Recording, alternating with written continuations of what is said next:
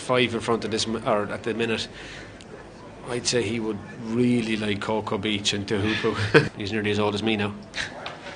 Away they go over 4 miles and 1 furlong, the Mongey Communications the Touche Cup cross-country chase.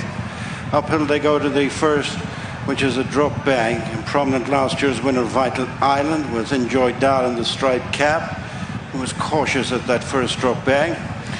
Nice and handy is the grey Cocoa Beach. On the outside is Blast of Kuman. As they race downhill to the second, which is a hurdle. In the lead is Vital Island from Cocoa Beach and Blast of Kuman.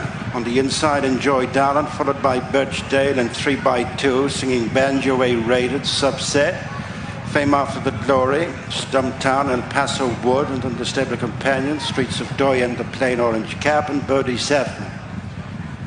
Heading for the canal turn 3, as they steady into this bend, it's Vital Island, joined by Cocoa Beach. 3 parts of a length back to Blast of Kuman. And then comes Birchdale and A-rated. 4 is the Risk of Thunder. These are still very early stages. It's Vital Island, Cocoa Beach, followed by Blast of Kuman as they rise at the Risk of Thunder. Again, all safely over. 5 is St. Bridget's Pass. Come back in the direction of the stands. On now to 5, and it is Cocoa Beach, Blast of Kuman going up to and heading them off as they rated in the spotted colours. Then Vital Island shuffle back on the inside.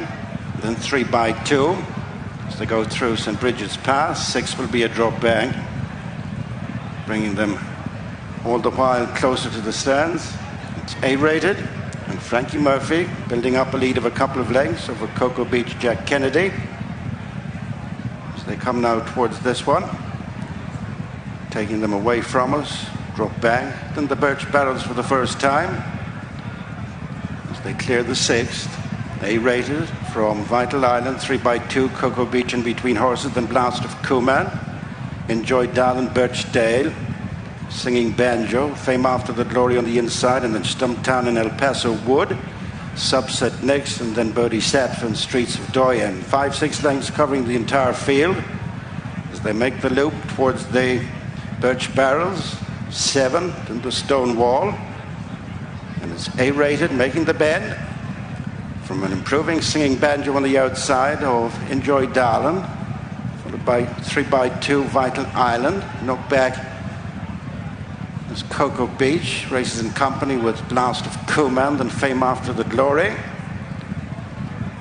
Coming on now towards the Stone Wall, which is 8. And then the first of the Laurels, 9, then Ruby's Double. And it's A-rated from Enjoy Darling, singing Banjo, 3x2, this quartet tightly grouped. As they go on away from the Stone Wall. Coming back towards us once more, A-rated from Enjoy Darling, singing Banjo. The 3 are wide across the course, and then Cocoa Beach, 3x2, over the Laurel Hedge before Ruby's Double. The field continues intact. This is 10, bringing them almost to the completion of a circuit. Almost lost El Paso Wood at the back. Ryder did well. The Aintree Laurel is 11, and then there are 3 drop banks in quick succession. As they return to the point at which they started, A-rated and singing Banjo go on 2 to 3 lengths clear from Cocoa Beach. And then Enjoy Darling, Fame After the Glory is improved. Birchdale has dropped back on the inside as they go uphill to what was their first. The drop bank is 12 this time. And it's singing Banjo. And owner jockey Barry John Walsh, who joined issue with A-rated, and Frankie Murphy. Followed then by 3x2 and Jack Hendrick. So they head out off into the country. A-rated, a little unfocused there. Going to the next of the drop banks, 13. And then another after that. The Limerick, Laurel Hedge and the Cheltenham Bank bring them to the far corner. A-rated, landed awkwardly as they go uphill to the next of the drop banks from Singing Banjo. 3x2, Cocoa Beach right with them, then Blast of Kuman. Fame After the Glory looks to have gone wrong, has been taken off them at the bag. As they go away from that, Limerick, Laurel Hedge, the Cheltenham Bank is next, which is 16. And over together, Singing Banjo, who nodded at the back of it, losing their Streets of Doyen, has lost its rider, Alex Harvey. Continuing right away from us, away from that up bank, now a turn, a right-hander to the Birch Drop, which is 18. As they race inside the halfway stage, it's A-rated from Cocoa Beach, who's now his companion, followed then by Singing Banjo, Vital Island. One we lost at an earlier point, El Paso Wood, has come right up from the back of the field to lie handily placed now, and then 3x2 and Birchdale, Stumptown. And then comes Blast of Kuman over that one. The drop bank, 20 is the old double. Precious little between, A-rated. And alongside is Singing Banjo, 2 lengths up. And Cocoa Beach and El Paso Wood over the old double, then 3x2. A-rated has gone there, almost lost Stumptown, as it's Cocoa Beach left in the lead. Heading now for the fence, which is over by the oak tree. They've got another 10 left to jump. Subset clambered over that at the back, as is Cocoa Beach, who now moves on from Birchdale. Vital Island, Singing Banjo, 3x2, El Paso Wood next, and then Bodhisattva. Over the Galway doubles, another 8 left. The drop fence is 24, and it's Cocoa Beach enjoying a useful looking advantage. Heading uphill from Vital Island and Birchdale, then Singing Banjo and 3x2, El Paso Wood and Bodhisattva, and then Blast of Kuman, Stumptown, Fame After the Glory, Enjoy Darling has fallen away, and then Subset. Heading now to the 7th last, which is the Aintree Laurel, taking them back in front of us for the final time, and it is Cocoa Beach round the bend. Not so far in front of Vital Island, Birchdale and Singing Banjo as this quartet tighten up. Over the next Laurel, and now to Ruby's double, which is 6 from the finish. Cocoa Beach from Vital Island. After last year's winner is Birchdale, then Singing Banjo. Bodhisattva, El Paso Wood, Stumptown next, and then 3x2, who's weakened, as they head now to the Laurel Hedge, 5 from the finish. Cocoa Beach backed off, it leads 2 lengths. Vital Island and Singing Banjo, then 3x2, now shaken up as Birchdale, followed then by Bodhisattva as these break clear from Fame After the Glory and Blast of Kuman. The Glendalough Drop Hedge is the 4th from the finish.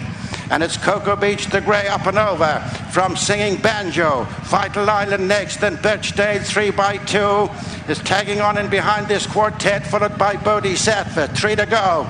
The Birch Barrels is 29. Cocoa Beach joined by Singing Banjo. Then Vital Island, Birchdale, 3x2. Trying to hang on in with them is Bodhisattva. Over that slowly was Fame After the Glory. A good run now towards the second last. They have left 2 chase fences in the home straight, and it is Cocoa Beach and Jack Kennedy making the best of their way home from Singing Banjo. Barry John Walsh, 3x2, makes continued headway for Jack Hendrick on the outside. Still with them is Birchdale and Simon Torrance. Vital Island, the whips drawn by Tiernan Parroach, and a gap back to Bodhisattva. Cocoa Beach joined on the turn by Singing Banjo. 2 lengths off them is 3x2. Reminders for Birchdale as they straighten for the last 2 fences in the Mongey Communications the Touche Cup cross-country chase. In the middle of them it's Singing Banjo with 3x2 coming there into checks on the near side, followed then by Cocoa Beach, and a bad landing by 3x2. Back with the advantage is Singing Banjo, and Barry John Walsh from 3x2 trying to regain its momentum. On the inside is Cocoa Beach. They're coming down to the final fence. Singing Banjo from 3x2. Cocoa Beach over the last. There's nothing between Singing Banjo and fighting back 3x2 on the near side. It's nip and tuck, 100 yards to go, and it is Singing Banjo and 3x2. Singing Banjo is doing it again at Punchestown, wins the Touche from 3x2 as Barry John Walsh, owner, trainer, rider, punches the air.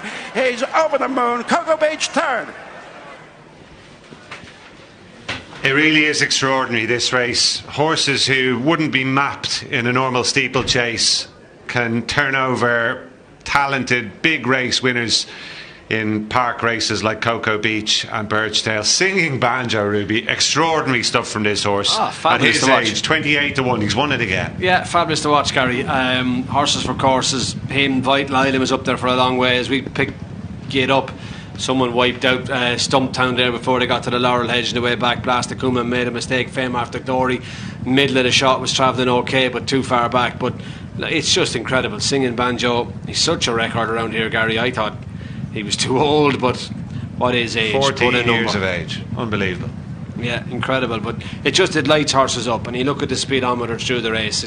It's the pace. It's 22, 23, 24 miles an hour.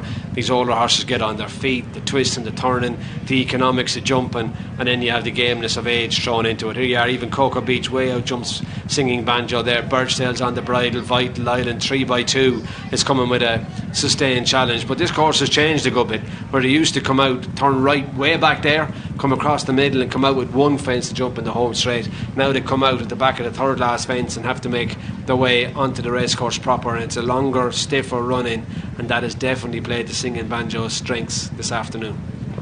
That it has. He's off the bridle so far from home, but Barry John Walsh, who obviously knows him so well, he's a bit of a family pet, this horse. He knows that stamina is his forte. Previous winner of the race, of course. He pulled off an extraordinary double actually a couple of years ago, one earlier on in the week as well.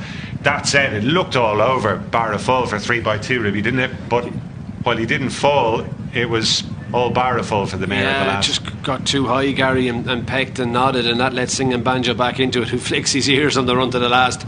You'd think he knows where the winning post is. Cocoa Beach is trying his best. Birchdale pulls up. His trip was just beyond him. Simon Torrance pulled him out going to the last. Singing Banjo gets over it. 3x2 rallies at him, but to be fair to Singing Banjo, he just digs in for Barry John Walsh, and at 14 years of age, if he was in Australia, he wouldn't be let run. If he was in the UK, he'd be running a veterans race. But in Ireland, he's just running the Touche. Yeah, the race that is just tailor-made for him, Singing Banjo.